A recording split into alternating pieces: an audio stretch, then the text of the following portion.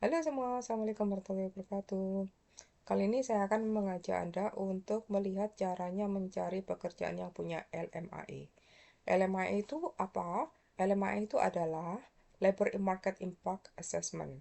Jadi perusahaan-perusahaan di Kanada itu kalau punya LMAE berarti mereka berhak meng-hire orang asing karena kebutuhannya itu tidak dipenuhi dari orang lokal di Kanada. Siapa orang lokal di Kanada? Yaitu mereka warga negara Kanada, permanent resident, orang-orang yang punya student permit, kan berhak untuk bekerja. Dan juga orang-orang punya work permit di Kanada. Student permit sendiri, makanya banyak orang yang sengaja untuk sekolah di Kanada untuk menjadi permanent resident, karena sebagai student saja, Anda berhak untuk bekerja selama 20 jam per minggu. Kemudian itu pada saat sekolah ya. Kemudian pada saat liburan Anda berhak bekerja full time. Dan setelah lulus dari sekolah itu, Anda bisa mengajukan PGWP. Jadi Postgraduate Work Permit. Jadi Anda berhak untuk bekerja 3 tahun di Kanada. Kenapa penting bekerja di dalam Kanada? Karena ada express entry untuk mendapat permanent resident di Kanada lewat Canadian Experience Class. Silakan lihat video saya sebelumnya, saya jelaskan lebih detail, hampir 1 jam lebih. Kemudian saat ini saya akan menunjukkan pada Anda gimana caranya mencari pekerjaan lewat LMAE. Ada 3 website untuk cari pekerjaan di Kanada yang terkenal. Pertama adalah JobBank. Ini cara pertama yang saya sarankan bagi Anda karena dijamin ini mengikuti pemerintah Kanada. Jadi JobBank ini milik pemerintah Kanada asli. Jadi otomatis perusahaan-perusahaan yang di sini itu tidak abal-abal. Insya Allah gitu ya. 99% lah serah. Saya nggak bisa jamin ya, Allah yang maha tahu. Tidak abal-abal karena mereka berkolaborasi dengan Government of Canada. Jadi mereka harus harus posting di sini ada 83.000 job ya saat ini ya tanggal 2 Juni 2025 waktu Kanada jam 9 malam. Ini ada 83.000 job posting di Kanada. Ini cara pertama, Government of Canada. Yang kedua adalah job. Ini pakai canada.indeed.com, ca.indeed.com ya. Kemudian Kijiji. Kijiji ini cara terakhir, tapi ini mungkin kebanyakan tidak ada LMAE. Belum tentu ada. Ini Anda klik di job ya. Kemudian Anda pilih apa yang Anda butuhkan. Ini bagus kalau Anda sudah berada di Kanada. Oke. Kemudian ada company reviews di Indeed juga. Jadi Anda bisa bisa lihat Indeed review-nya ya. Jadi ini perusahaan-perusahaan besar yang reviewnya bagus. Jadi tidak abal-abal gitu maksudnya ya. Sekarang tadi kan saya bicara tentang job bank. Semuanya sudah pernah melihat video saya sudah tahu. Ada kliknya di sini ya. Jadi trending keywords-nya itu LMAE. Oke. Caranya begini, saya ada klik di sini. Ya. Kemudian dari sini ada saat ini ada hampir 2.000 yang butuh. Ini LMAE semua. Ini pekerjaannya. Kalau Anda bisa apa aja, mungkin Anda bisa inilah klik satu persatu untuk melihat ya. Kemudian biasanya child caregiver, kerja di rumah ini. Nah, kalau Anda melihat pending PLMAI di sini, ini berarti LMI-nya belum disetujui. Mungkin perusahaan ini, orang ini, Tania Stone ini, dia itu mengajukan LMAI ke pemerintah, tapi masih diperiksa. Apakah Anda tidak bisa apply? Bisa. Start as soon as possible ini berarti dia butuh sekali gitu loh. Anda bisa apply, kemudian kalau sudah cocok, Anda minta sama dia. Kalau Anda Tania, kalau Anda sudah dapat LMAE, uh, kamu bisa sponsori saya nggak untuk datang ke Kanada untuk kerja di sana gitu caranya ya. Kemudian ya jangan lupa ya, ini dilihat semua. Yang paling bagus ada benefit, saya sarankan semua orang kalau ke Kanada cari yang ada benefitnya karena hidup di sini mahal sekali. Bayaran Anda mungkin 20 jam, buat Anda sudah besar di sini dibanding di Indonesia. Ini per jam ya, dan Anda kerja 35 jam eh, per minggu ya. Tapi kalau Anda ada benefitnya, itu Anda bisa bisa apa nah lebih apa ya terjamin lah di sini. Jadi kalau misalnya ini ya sebagai orang asing kan kita nggak punya permanent resident di sini. Anda nggak punya dental plan, healthcare plan gitu loh. Jadi kalau ini perusahaan ini memberikan kedua benefit ini ternyata termasuk bagus gitu loh. Apalagi free parking. Kanada itu terkenal, saya kurang tahu negara lain, tapi Kanada itu terkenal parkingnya mahal. Dan ada yang free parking di kanan kiri jalan, tapi ada jam-jam tertentu Anda harus pindah mobil itu, kalau enggak kena tilang. Jadi kalau ada free parking itu sudah bagus sekali gitu. Dan ini ada ternyata other benefit dan sebagainya ya. Kemudian transportation provided by employer. Ini juga bagus sekali karena Anda mengurangi budget untuk transportasi. Di sini untuk naik bis aja itu kalau di Montreal bulanannya itu sudah $100 per bulan. Itu bisa dipakai naik bis, naik metro ya.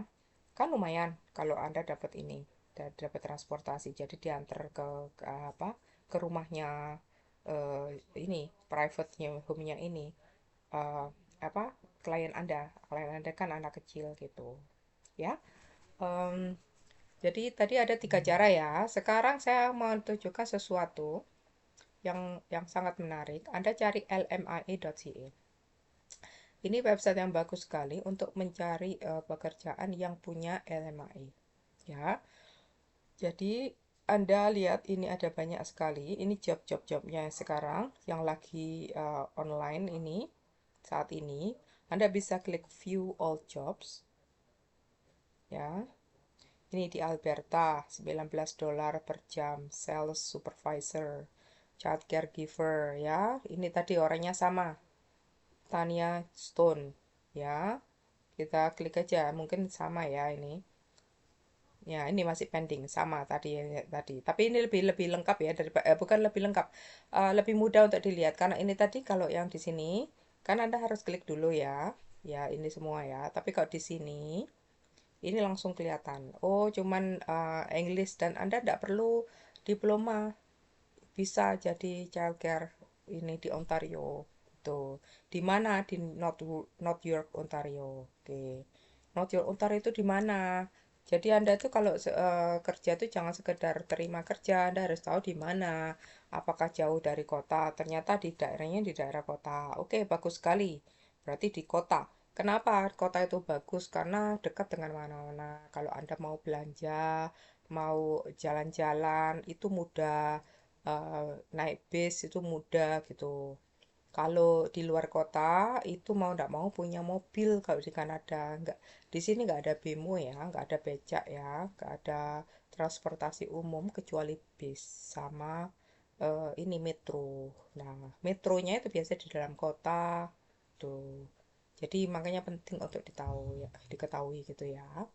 Nah, kemudian apalagi kalau misalnya Anda khusus job title tersendiri ya klik aja di sini ya. Kemudian ini ada bisa diklik di sini job seeker. Jadi Anda harus create profile. Bagusnya di sini kalau Anda create profile, nanti Anda dapat pop up message atau dapat email kalau Anda apa namanya butuh pekerjaan tertentu. Kemudian yang keluar nanti otomatis Anda dapat email dan Anda bisa apply gitu.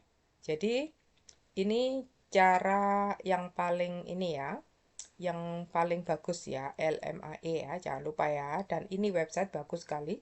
Saya juga baru nemu. Kemudian ini juga ada website lain, canadahires.com. Ini Anda bisa belajar, ada career advice, ada beberapa artikel menarik di sini yang bisa dibaca.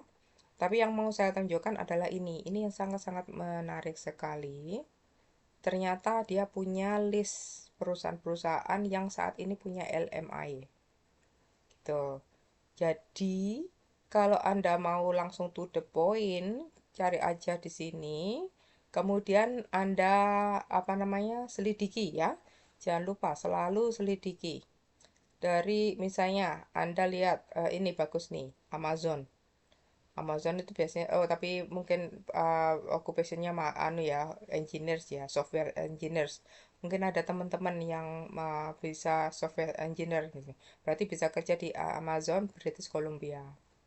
Nah, untuk mencari apa namanya perusahaan itu ini enggak apa namanya abal-abal atau enggak, Anda klik di sini, Anda klik di Canada Business Registry. Ini websitenya. Jadi saya tadi coba-coba iseng-iseng. Ini restoran halal yang lagi in di Kanada beberapa tahun belakangan karena enak sekali dan alhamdulillah sudah ada di mana-mana. Ini ada di Laval, Quebec ya, kemudian Saint-Thérèse, Quebec, Laval, Laval lagi, Montreal. Ini yang terkenal karena saya tinggal di Montreal ya. Kemudian masuk ke Rivière Rouge ya. Nah, eh Poulet Rouge ini halal. Jadi kalau misalnya Poulet Rouge ini ternyata misalnya dia tuh LMAE, ya Anda yang muslim bisa kerja di sini kan halal gitu loh. Jadi eh, misalnya ya, iseng-iseng aja ya kita lihat ya. Apa betul dia tuh apa namanya? Oh ini di sini. Apa betul dia ada Poulet Rouge? Pule itu ayam, Rus itu merah. Jadi ini mereknya aja. Ternyata enggak. Jadi mungkin dia enggak LMAI ya. Tapi kalau Anda berada di sini, Anda bisa ini apa namanya? Apply sebagai kalau punya open work permit ya. Cuman iseng-iseng aja. Ingin tahu kan? Ternyata tidak ada. Jadi mereka mungkin tidak hire ya dan memang ini restorannya kecil-kecil tapi franchise gitu. Jadi mereka hire-nya tuh anu onsite gitu. Jadi kalau Anda butuh Anda langsung apply di sana. Ya. Jadi bukan perusahaan-perusahaan seperti ini gitu maksud saya. Oke. Kemudian tadi sudah sampai sini kan? Anda bisa langsung ke sini. Misalnya kita coba aja ya Somerville Nurseries ini. Kita coba untuk melihat direktur ini. Kita pakai sini ya.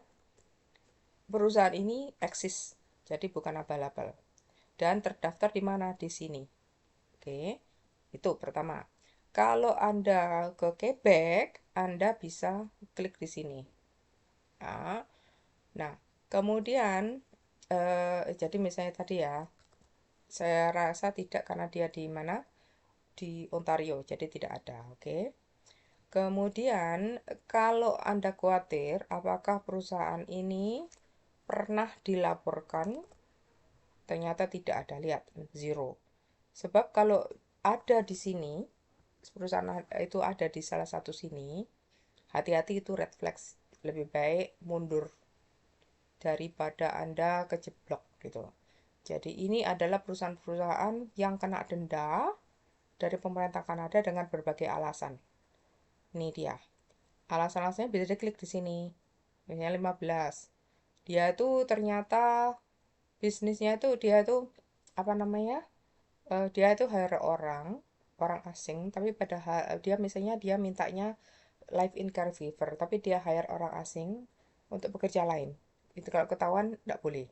Nomor 17 ini paling bahaya kalau ada employer yang kena nomor 17, itu berarti mereka tidak akan melindungi Anda dari physical abuse, sexual abuse, psychological abuse, financial abuse, reprisal ya. Jadi hati-hati ya. Gitu. Ini Anda bisa baca sendiri satu demi satu. Dan yang bagus sendiri Anda bisa klik ini ya di sini. Jadi kelihatan misalnya ini tandoori grill ini makanan India. Dia kena nomor 2, dia kena fine-nya $1.000 tapi karena nggak bisa bayar, dia nggak boleh buka lagi. Nah, kalau Anda melihat perusahaan yang Anda tuju itu ineligible, berarti dia nggak bisa hire Anda dong. Jangan mau diiming-imingi, oh ya kamu nanti saya apa saya bawa ke Kanada, kamu bisa kerja di sini. Jangan mau, gitu ya. Kemudian kalau ada apa-apa, kalau Anda sudah kerja, saya ingatkan berkali-kali, ini dibaca Anda berhak untuk melaporkan ke pemerintah Kanada kalau ada abuse di kantor atau di perusahaan itu. Kalau Anda sudah di dalam, sudah kerja di sini. Saya kurang tahu ada bahasa Indonesia atau enggak, tapi logikanya iya. Kemudian eh, laporan Anda tidak akan dibocorkan ke bos Anda. Jadi Anda tetap kerja sambil lapor, biarkan pemerintah datang sendiri untuk ngecek. Kemudian kalau memang terbukti perusahaan itu abuse Anda, mereka kena denda dan bahkan tidak bisa beroperasi lagi dan Anda bisa dapat work permit sementara sehingga Anda bisa lompat ke pekerjaan lain. Jadi work permitnya itu biasanya kan Anda kan bayar ya. Tapi kalau dalam situasi yang seperti ini, kalau terbukti loh ya, Anda di abuse sama kantor atau perusahaan itu dan pemerintah sudah meneliti dan terbukti perusahaannya akan kena denda, bahkan terancam ditutup, Anda otomatis bisa apply dapat work permit secara gratis untuk bisa pindah ke perusahaan lain. Dan Anda apa namanya? Tidak bayar gitu loh ya. Ini adalah dari Kanada RCE itu untuk perusahaan-perusahaan bagaimana mereka tahu apakah mereka butuh LMI atau tidak. Ini bisa Anda baca kalau Anda ada waktu. Kenapa Anda perlu belajar? Karena setidaknya Anda tahu cara berpikir mereka. Jadi posisikan Anda sebagai tenaga ahli yang mereka butuhkan. Kalau Anda tahu, oh mereka sampai bikin LMIA, logikanya itu apa? Berarti nggak ada orang yang bisa kerja di perusahaan mereka selain orang asing dong. Ya kan? Logikanya itu mereka dalam keadaan butuh. Anda juga butuh, mereka butuh. Jadi ada ya, ada rasa percaya diri gitu loh ketika Anda interview. Waktu Anda interview itu Anda tunjukkan bahwa Anda itu seperti seolah-olah Anda ini konsultan gitu loh. Saya pernah baca trik ini dari buku ini. Kalau Anda bisa baca bukunya ini, Kate Pendleton, ini orang ini bukunya bagus sekali semuanya ya, Targeting the Job You Want, ini semuanya ya. Jadi saya sempat baca waktu awal-awal mau cari kerja, itu saya kaget sekali cara berpikirnya beda. Jadi bagaimana kita bisa menghadapi perusahaan-perusahaan itu dan jangan percaya diri. Jadi dia suruh kita, kamu itu dibutuhkan oleh mereka, mereka juga butuh kamu. Gitu loh, kamu butuh mereka, mereka butuh kamu. Jadi jangan merasa, aduh, aku mau interview nih, aku nanti jawabannya apa gitu. Diajarin sama mereka. Ini, kalau Anda bisa cari buku-buku ini bagus sekali, ada cara-caranya dan penjelasannya tuh mudah dimengerti dan sangat sangat apa ya, user friendly gitulah istilahnya kalau komputer ya. Jadi ini Anda itu bisa tahu. Terus kemudian uh, saya pernah ajarkan di salah satu webinar saya, kalau di luar negeri itu pertama siap-siaplah turun jabatan. Karena walaupun kita punya diploma tinggi di negara lain, di sini itu tidak diakui. Atau jika pun disamaratakan, kita harus kuliah lagi, bayarnya ribuan dolar, ujian lagi, lisensinya lagi ribuan dolar. Tidak semua mampu, tidak semua mampu. Kecuali kalau Anda anak orang kaya, mungkin bisa, tapi tidak semua mampu. Jadi turun jabatan dikit nggak apa-apa lah gitu. Yang kedua, siap-siap untuk mencari karir lain. Tuh, eh, saya pernah ini di website, sorry di webinar saya lupa judulnya apa. Kalau nggak salah yang awal-awal itu saya kasih eh, Venn diagram gitu. Jadi itu yang bagaimana cara mencari pekerjaan baru karena Anda harus pindah kerja. Karir, bukan pekerjaan, yang karir baru. Tuh ya. Ini ada yang tanya tentang seasonal agricultural worker ya. Ada baca di sini. Jadi Anda tahu perusahaan-perusahaan itu tidak semudah itu meng-hire orang asing karena ada requirement-nya sangat sangat ketat sekali. Kemudian Anda dengan membaca ini Anda jadi tahu, oh mereka itu harus menyediakan apa untuk hire orang. Ternyata transportation misalnya, ya.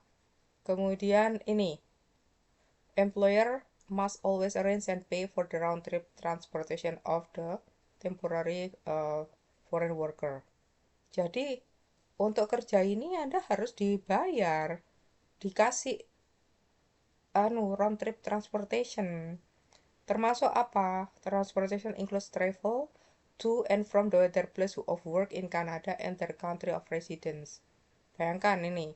Jadi mereka harus membayari Anda transportasi. Anda harus bisa ke sini, ya, bisa dari plane, train, boat, car, bus, dan sebagainya. Jadi ini mereka membayari Anda. Jadi Anda tidak keluar uang untuk bahkan untuk inilah plane juga katanya ya. Ya, dari country of resident. Gitu loh. Jadi kalau Anda tahu, ya, misalnya nih, day-to-day transportation employer must provide the ini free transportation. Jadi Anda disediakan transport untuk pulang pergi kerja tiap hari. Kan tidak semua orang punya dapat housing. Ini ya, housing juga bisa bisa dikasih housing. Tuh kan. Bayangkan Anda tidak usah sewa sewa apartemen lagi. Mahal sekali. Kalau Anda dapat employer yang sebagus ini, wah, untung sekali buat saya. Karena housingnya itu sudah berapa? Katakan sampai $2.000 per bulan. Transportasinya lah, katakan $100 lah ya.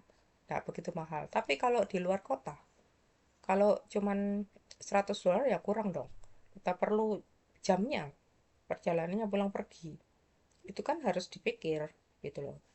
Jadi itu ya, jadi Anda pelajari ya. Jadi ini semua ini health insurance, workplace safety insurance semua dipelajari. Jadi ketika Anda interview, kemudian perusahaan itu kan namanya juga perusahaan kan menekan budget juga. Ya, bilang tanya aja kalau ada pertanyaan. Ini Anda punya LMAE kan? Saya baca Anda perlu memberi apa namanya transportasi, housing dan sebagainya. Untuk ini ya, untuk pekerjaan ini ya, seasonal agriculture worker ya, itu jadi Anda harus berani tanya gitu loh. Kalau Anda berani tanya itu kalau dia lo ada tahu dari mana ya dari Kanada Resi itu kan dari pemerintah peraturannya gitu. Mereka akan lebih menghormati Anda. Oh, berarti ini orang ini sudah due diligence. Orang ini sudah meneliti lebih dulu sebelum interview. Itu. Tapi kalau Anda tidak tahu apa-apa, kan orang kalau tidak belajar gini-gini kan cuman, oh iya ya terima, cuman gaji aja, iya terima. Gajinya kelihatannya banyak tapi ternyata kepotong untuk apartemen, kepotong transportasi, ya akhirnya nggak jadi banyak dong. Gitu loh. Jadi Anda pelajari ini ya. Seperti ini ya. Ini cuman season agriculture worker tapi ada banyak lain. Jadi ini ya, ini juga dipelajari ya. Pelajari semua. Oke. Ini semua ada lengkap di sini. Nah, ini kemudian kalau ini report abuse, kalau misalnya ada ini seperti yang tadi, how to report abuse of temporary foreign worker yang saya cerita tadi. Ya, kalau ada misalnya Anda berteman dengan orang negara lain atau teman sesama Indonesia di sini, kemudian Anda pikir orang ini lagi di abuse, Anda berhak menelpon untuk membantu orang itu gitu. Tapi data Anda akan di apa namanya confidential gitu, jadi tidak akan disebarkan. Oke, begitu aja dulu ya. Terima kasih sudah menonton, semoga berguna. Assalamualaikum warahmatullahi wabarakatuh.